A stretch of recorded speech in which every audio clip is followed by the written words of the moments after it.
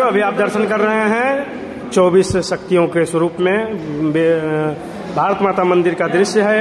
यह वेद माता गायत्री, यह है गंगा माता का दृश्य, यह है आशापुरी देवी, यह है हमारे माँ नर्मदा, यह है हमारे शैलपुत्री और ब्रह्मचारिणी का स्वरूप, यह है हमारे चंद्रघंटा का स्वरूप, यह है हमारे कूष्मांडा का स्वरूप, यह है हमारी स्कंद माता का स्वरूप, यह है हमारे अम्बा जी का स्वरूप। देखिए कितना विशाल का शरीर है।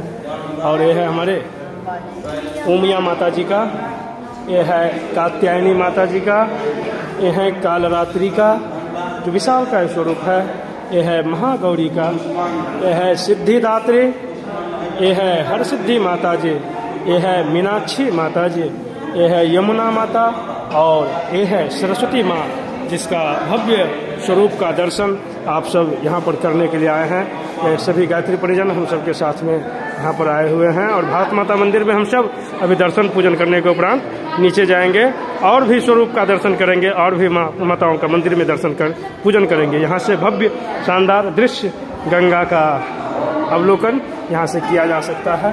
गंगा का भव्य दृश्य यहाँ से देखा जा सकता है। हम लोग यहाँ पर हैं अभी उपस्थित। धन्यवाद।